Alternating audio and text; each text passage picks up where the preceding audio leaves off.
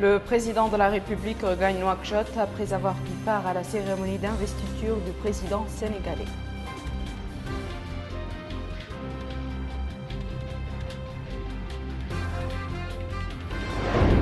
La capitale abrite les travaux de la revue annuelle du secteur de la santé.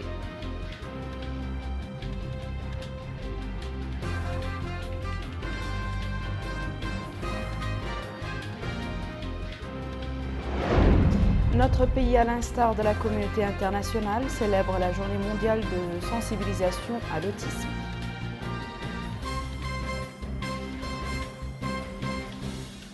Bonsoir mesdames, mesdemoiselles et messieurs et merci de vous joindre à nous. Je vous le disais en titre, le président de la République, M. Mohamed Abdelaziz, a regagné Nouakchott cet après-midi en provenance de Dakar, où il a assisté à la cérémonie d'investiture du président sénégalais Macky Sall. Le chef de l'État a été salué à son arrivée à l'aéroport international Oumoutounsi de Nouakchott par le Premier ministre, M. Mohamed Salem Bachir, le ministre secrétaire général de la présidence de la République, plusieurs membres du gouvernement, la directrice adjointe du cabinet du président de la République, le wali de Nouakchott-Ouest et la vice-présidente du conseil régional de la capitale. Le chef de l'État était accompagné au cours de ce voyage par une importante délégation comprenant notamment M. Yahya Al-Haddemi, ministre de la Défense nationale, M. Mohamed Abdel Fattah, ministre du pétrole, de l'énergie et des mines, M. Ahmed Al-Bahia, directeur du cabinet du président de la République, Amiral Mohamed Cheikh Natal Mustafa, chef d'état-major particulier du président de la République, et M. Cheikh Noul Nani, ambassadeur de Mauritanie à Dakar, M. Ahmed Oul-Bahdi Ahmed, conseiller à la présidence de la République, Mme Koumbaba, chargée de mission à la présidence de la République, M. Elissa Moul Ammar, chargé de mission à la présidence de la République, et M. Hassan Al-Ahmed, directeur général du protocole d'État. Auparavant, le président de la République, M. Mohamed Abdelaziz, a participé à Dakar à la cérémonie de prestation de serment de son Excellence M. Macky Sall en sa qualité de président de la République du Sénégal pour un nouveau mandat de 5 ans, et ce en présence de plusieurs dirigeants de pays africains, frères et d'autres personnalités invitées. Rabi Adeda revient sur les temps forts de cette cérémonie. Le président de la République, Mohamed Abdelaziz, est arrivé au centre des expositions Diamniadio pour prendre part aux côtés de plusieurs de ses homologues africains à la cérémonie d'investiture du président sénégalais qui a été réélu président récemment pour un mandat de 5 ans. Le président sénégalais Macky Sall a été invité par le président du Conseil constitutionnel, Pape Omar Sarr, à prêter serment. Le président du Conseil constitutionnel a annoncé au début de la cérémonie que M. Macky Sall a été réélu avec 58,26% des suffrages exprimés au cours du premier tour, dont le taux de participation a atteint 66,23%. Il a saisi l'occasion pour féliciter en son nom et au nom des membres du Conseil constitutionnel le président sénégalais pour sa réélection avant de l'inviter à prêter serment. Par la suite, le président sénégalais a été installé dans ses fonctions. Macky Sall s'est vu remettre le collier de grand maître de l'Ordre national du Lion des mains du chancelier, le général de corps d'armée Meissa Nianga. Au cours de son discours d'investiture, le président sénégalais Macky Sall a évoqué les priorités de son quinquennat. Il a promis de forcer l'image d'un nouveau Sénégal, un Sénégal plus propre dans ses quartiers, ses villages, ses villes. En un mot, un Sénégal avec zéro déchet, selon lui. Des mesures vigoureuses seront prises pour y arriver. La jeunesse fera aussi partie de ses priorités, a-t-il déclaré, promettant de fournir des efforts encore plus soutenus pour l'emploi des jeunes. Et enfin, le président sénégalais Macky Sall a appelé à un dialogue politique ouvert et inclusif. Au chapitre parlementaire, la conférence des présidents de l'Assemblée nationale a tenu aujourd'hui une réunion à Nouakchott sous la présidence de M. Cheikh Ould-Bahia, président de l'Assemblée nationale, et en présence du ministre de la Culture, de l'Artisanat et des Relations avec le Parlement, porte-parole du gouvernement, Maître Sidi Mohamed El-Moham. La réunion a été l'occasion de passer en revue les projets de loi soumis par le gouvernement à l'Assemblée nationale. Ainsi, les projets de loi suivants ont été programmés et soumis aux commissions spécialisées pour études avant leur débat en séance plénière. Projet de loi portant code d'arbitrage, projet de loi amendant certaines dispositions du code des procédures civiles, commerciales et administratives.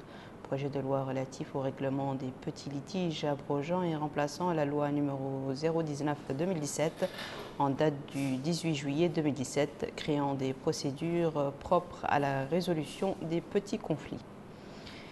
Démarrage aujourd'hui à Nouakchott des travaux d'un atelier relatif à la revue annuelle du secteur de la santé 2018. Cette rencontre qui se tient sous le thème renforcement du système de santé vise à évaluer la situation du secteur de la santé, notamment les réalisations accomplies, et à identifier les problèmes et les obstacles auxquels a fait face le secteur durant l'année écoulée. Rabia Deda.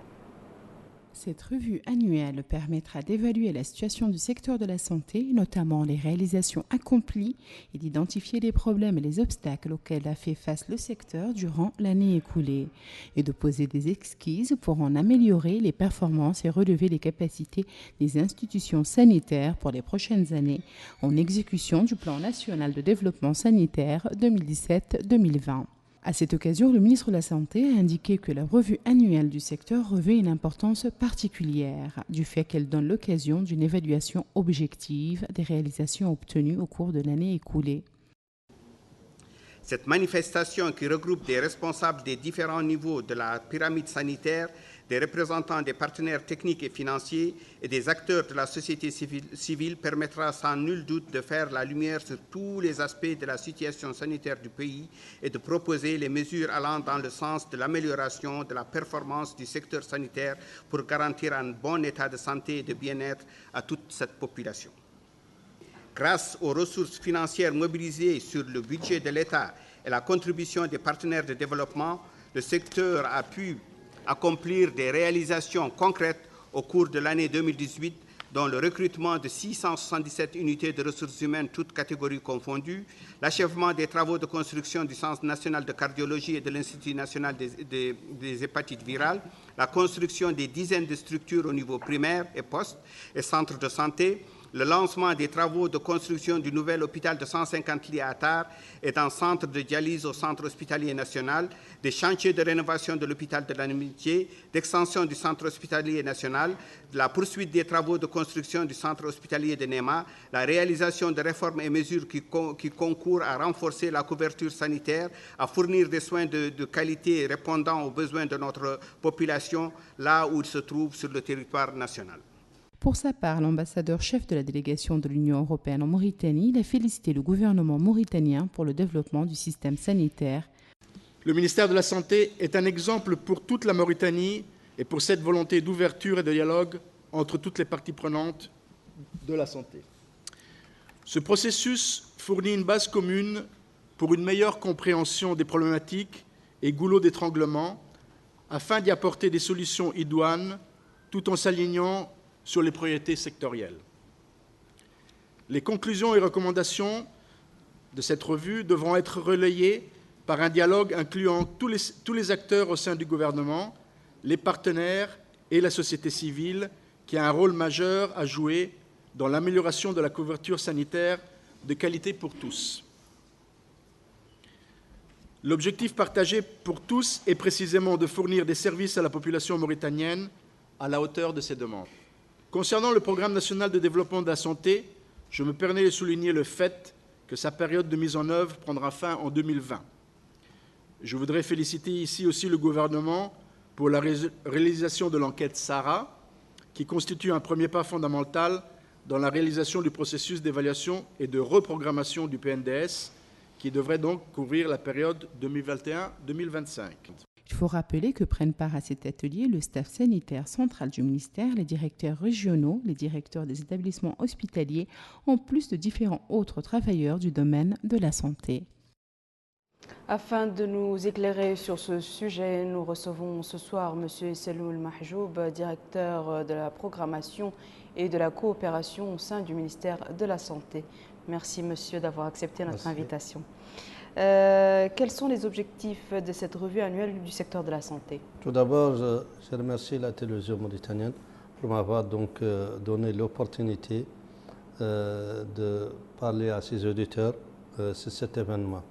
La revue annuelle du secteur est un regroupement qui comporte l'ensemble des représentants de la pyramide sanitaire, du niveau primaire jusqu'au niveau des DRAS, au niveau des hôpitaux, le niveau central et la participation des partenaires de la société civile et des acteurs du secteur privé.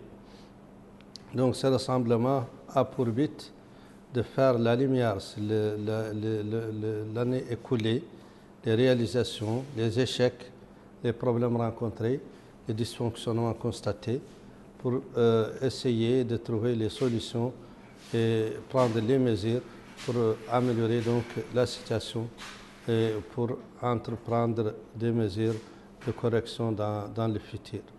Donc c'est une évaluation de l'année passée, c'est l'établir le bilan de réalisation et de se projeter par rapport à l'avenir. Quelle est la stratégie adoptée par le ministère pour renforcer la couverture sanitaire? Le ministère a pris un certain nombre de mesures importantes, dont le renforcement des ressources humaines disponibles, comme le ministre vient de le dire. Cette année, CEL a connu le recrutement de plus de 60 unités de médecins généralistes, spécialistes, sages-femmes, infirmiers, toutes catégories confondues. Et donc, il y a aussi la construction et l'équipement des structures pour élargir la couverture sanitaire et pour rapprocher les soins de santé de la population nécessiteuse. Et aussi, il y a le renforcement du plateau technique à travers des équipements de pointe pour essayer de fournir des soins de santé de qualité afin de réduire les évacuations sanitaires à l'étranger et donc économiser les dépenses des ménages dans ce cadre-là. Et donc je crois que la couverture sanitaire est un objectif louable auquel le ministère a souscrit dans le cadre des orientations des autorités de l'État et qui a fait beaucoup d'efforts pour l'atteindre à travers les chantiers qui ont été réalisés ces derniers temps. Justement, pouvez-vous nous citer les réalisations les plus importantes du département de la santé accomplies cette année? Bon, les réalisations de cette année ont couvert du point de vue des ressources humaines le recrutement de ce nombre que je viens de citer. Et du point de vue structure sanitaire, il y a la construction du centre, l'équipement d'un nouveau centre national de cardiologie et qui est une référence au niveau régional. Et il y a aussi la construction et l'équipement de l'Institut national des hépatites virales. Et il y a la construction et l'équipement d'un certain nombre de postes et de centres de santé sur le territoire national. Et il y a aussi, du point de vue stratégique, il y a la réalisation de l'enquête SARA qui a diagnostiqué la situation de l'offre de services et sa répartition au niveau territorial et qui a aussi fait la situation sur les capacités des différentes structures à fournir les soins qui doivent fournir à la population. Merci beaucoup, M. Selmoul Mahjoub, directeur de la programmation et de la coopération au sein du ministère de la Santé, d'avoir répondu à notre invitation. Merci. La capitale a abrité aujourd'hui les travaux de l'Assemblée générale ordinaire de la mutuelle de promotion des moyennes et petites entreprises. Ces travaux ont été marqués par la réélection du président du bureau exécutif de la mutuelle, M. Mohamed Doulimam, et des membres de son comité des sages. Plus de détails avec Bokar Bailaba. Le secteur des petites et moyennes entreprises joue un rôle moteur dans l'innovation et la création d'emplois. Le cycle de création des PME expose à la concurrence et à l'innovation, ce qui stimule la croissance économique. Ainsi, les travaux de cette Assemblée générale ordinaire ont été marqués par la réélection du président du bureau exécutif de la mutuelle, Mohamed Doulimam, et des membres de son comité des sages. Justement, il a indiqué que le démarrage de nouveau des projets appartenant aux membres de la mutuelle et la sensibilisation des dirigeants des petites et moyennes entreprises comptent parmi les objectifs de la mutuelle. En d'autres termes, il s'agit de leur permettre de jouer pleinement leur rôle dans le développement de l'économie nationale. Il a ajouté que la vision future de la mutuelle consiste à créer un partenariat avec tous les acteurs économiques locaux et internationaux intéressés par le bâtiment et les travaux publics. À cela s'ajoute l'accompagnement de grands projets dans leur approvisionnement en gaz, en minerais et en pétrole. La mutuelle des petites et moyennes entreprises a vu le jour en 2000. Son objectif est de contribuer fortement à la promotion et au développement d'un tissu industriel de petites et moyennes entreprises. La cérémonie de clôture a été rehaussée par la présence de 3 membres du gouvernement ainsi que le président de l'Union nationale du patronat mauritanien. Notre pays, à l'instar de la communauté internationale, a célébré aujourd'hui la journée mondiale de sensibilisation à l'autisme 2019 sous le thème technologie d'assistance et participation active. Cette célébration est organisée par le ministère des Affaires sociales, de l'enfance et de la famille en collaboration avec le centre Zaïd pour les enfants autistes. Retour à Bokar Bailaba. L'autisme est un trouble du développement. Il se manifeste généralement durant les 3 premières années de la vie. Les enfants atteints d'autisme traitent l'information et y répondent de façon particulière. Ainsi, les activités de cette journée comprennent une conférence sur les caractéristiques du langage chez les enfants autistes, les bases de la thérapie physique et les moyens d'intervention en ergothérapie, entre autres. Et dans un mot prononcé pour la circonstance, la ministre des Affaires sociales, de l'enfance et de la famille, Mme Mariam Minti Bilal, a passé en revue certaines réalisations engagées au profit des enfants en situation de handicap, notamment dans les domaines institutionnels et juridiques. Elle a en outre rappelé les efforts de l'État qui ont mis en œuvre des moyens financiers à hauteur de 100 millions d'anciens Ouguiya pour garantir les droits fondamentaux des enfants en situation de handicap. La directrice du centre Zayed pour les enfants autistes, Mariam Mintida, a indiqué que le handicap est l'un des principaux problèmes auxquels les sociétés sont confrontées, car il entrave le processus de développement social. Elle a ajouté que la création du centre est de nature à contribuer au traitement et à la réadaptation des enfants autistes. Autre intervention, c'est celle faite par le directeur du Centre de formation et de promotion sociale des enfants en situation de handicap, Mohamed Abdelrahim Oul Hamadi, qui a souligné que la commémoration de cette journée fait partie du soutien de la sensibilisation de ce groupe et des problèmes auxquels il est confronté, manque de réadaptation et d'intégration.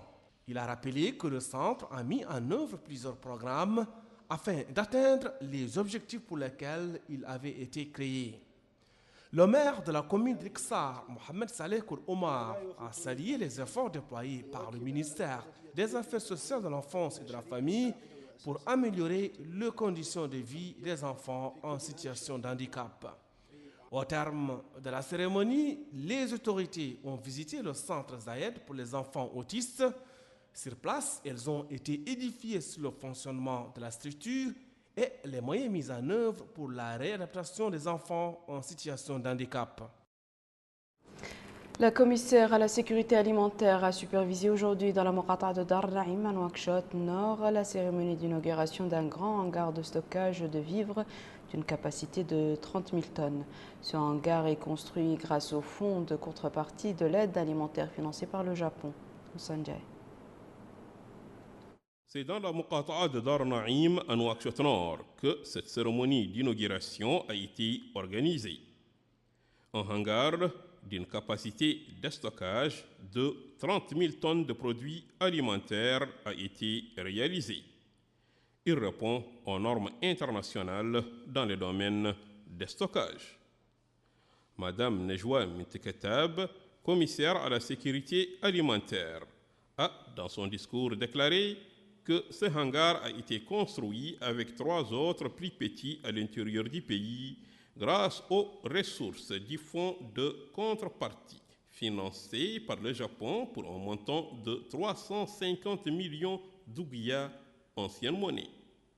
Elle a ajouté que l'appui des capacités de stockage du commissariat à la sécurité alimentaire est considéré comme un outil efficace et une condition essentielle pour la réussite des interventions multiples menées par le gouvernement pour soutenir les populations les plus vulnérables, conformément aux orientations du président de la République, son Excellence M. Mohamed Ould Abdelaziz, qui, dit-elle, accorde un intérêt particulier à l'amélioration des conditions des citoyens.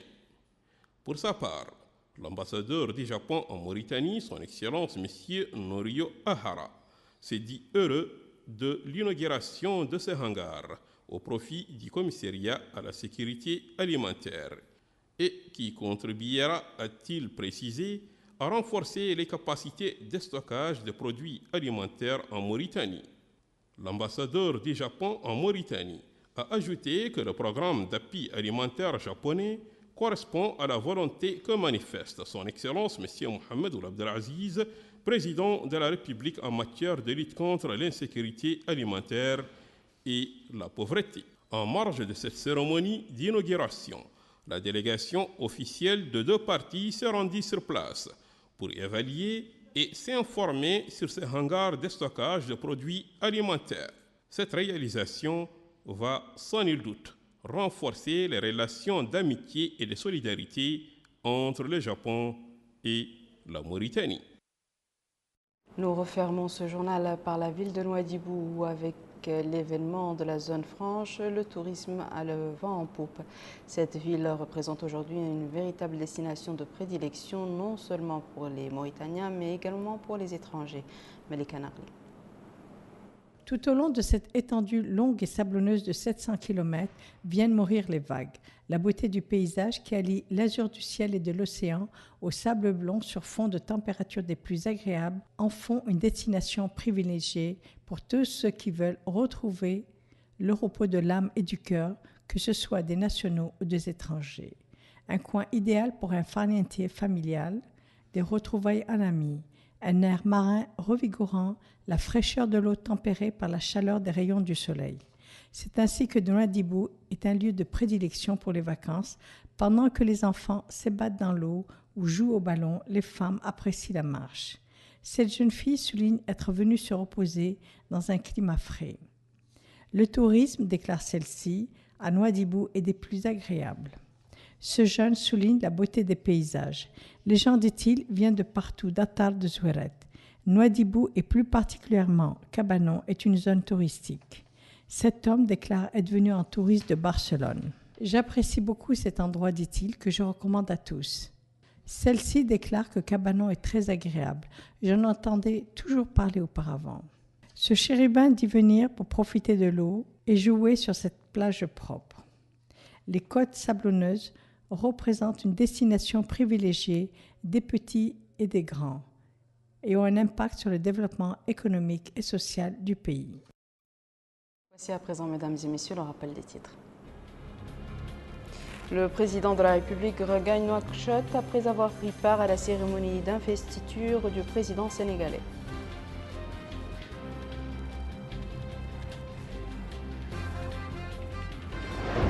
La capitale abrite les travaux de la revue annuelle du secteur de la santé.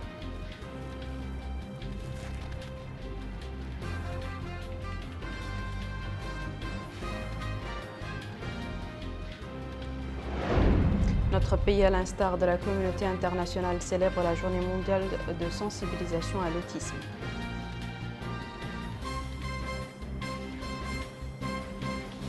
C'est la fin de ce journal, mesdames et messieurs. Merci à vous de nous avoir suivis. Merci de votre fidélité. On se retrouve la semaine prochaine, Inch'Allah.